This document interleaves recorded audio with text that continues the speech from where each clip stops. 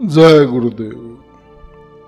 सत्संग का कितना बड़ा महत्व है, सत्संग की क्या महिमा है, इसे लेकर परम पूज्य स्वामी जी महाराज ने एक बार सत्संग में प्रेमियों को एक बड़ी प्रेरणादायी कहानी सुनाई।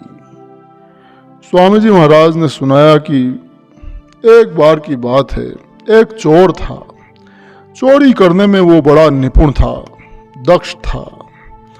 तो उसने अपने पुत्र को भी चोरी करने के सारे गुर सिखा दिए और उसको चोरी करने में बिल्कुल पारंगत कर दिया। बाप बेटे दोनों मिलकर अब चोरी करने लगे। तो धीरे धीरे धीरे ज्यों ज्यों समय बीता, पिता बूढ़ा होता चला गया और मृत्यु के करीब पहुंच गया।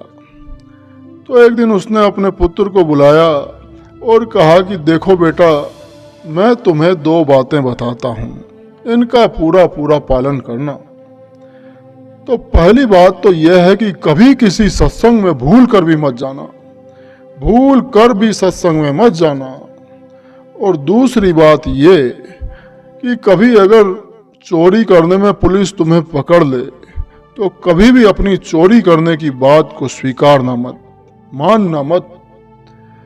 और इसके बाद उसकी मृत्यु हो गई।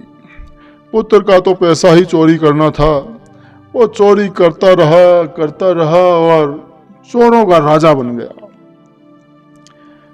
तो एक दिन ऐसा हुआ कि चोरी करने में घर वाले जाग गए जहां वो चोरी करने गया था। तो वो सब लोग हल्ला गुल्ला मचाए और पुलिस को बुला लिए। तो यह देखकर जब वो भागा तो पुलिस से बचाव करता हुआ बहुत दूर दूर तक वो चला गया। वो बराबर दौड़े जा रहा था और चाहता था कि कहीं छिप जाए, लेकिन छिपने लायक कोई जगह ही नहीं मिली। तो उसने तभी देखा कि एक मैदान में बहुत सारे लोग इकट्ठे हैं। तो वो वहां जाकर उस भीड़ में धीरे से छिप कर बैठ गया। तो तभी मंच से एक महात्मा जी बोले कि देवताओं की परछाई नहीं बनती, परछाई नहीं होती। तो वो चोर समझ गया कि यह तो किसी महात्मा का सत्संग हो रहा है। तो उसे अपने पिता की बात का ख्याल आया और उसने तुरंत अपने कानों में उंगली लगाकर कानों को बंद कर लिया ताकि सत्संग न सुनाई दे जाए। तो इतनी देर में ही पुलिस वाले उसको ढूंढते ढूंढते उस सत्संग की भीड़ में पहुंच गए और उसको पकड़ लिया और पकड़ कर ले गए। तो फिर वहां थाने में ले जाकर पुलिस वालों ने उससे बहुत पूछा, लेकिन वो चोर बराबर कहता रहा कि उसने चोरी नहीं की है। तो जब काफी मशक्कत के बाद भी उसने चोरी करना स्वीकार नहीं किया, कबूला नहीं, तो पुलिस वालों ने यह विचार किया कि चोर और डकैत देवी की पूजा किया करते हैं और वो देवी के सामने कभी झूठ नहीं बोलते। तो उन्होंने काफी सोचा और फिर उन्होंने एक नकली देवी को तैयार किया और चोर से कहा कि देखो, यहाँ देवी प्रकट होती है, अगर वो देवी यहाँ प्रकट होगी तो उसके सामने तुम चोरी नहीं कबूलोगे तो हम समझ जाएंगे कि तुम चोर नहीं हो। तो चोर तैयार हो गया। तो पुलिस वालों ने बड़ी कलाकारी से किसी को देवी बनाकर चोर के सामने प्रकट किया और उससे बोले कि अब तुम बोलो कि तुम चोरी किए हो या नहीं।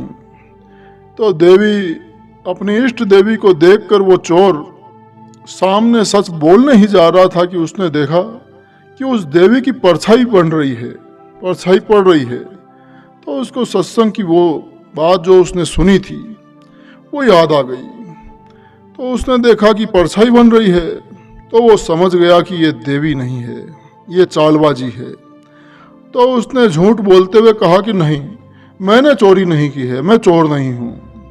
तो ये सुनकर पुलिस वाले फिर मान लिए कि इसने देवी के सामने बोला है तो वाकई में ये चोर नहीं है। तो उन्होंने उसको छोड़ दिया।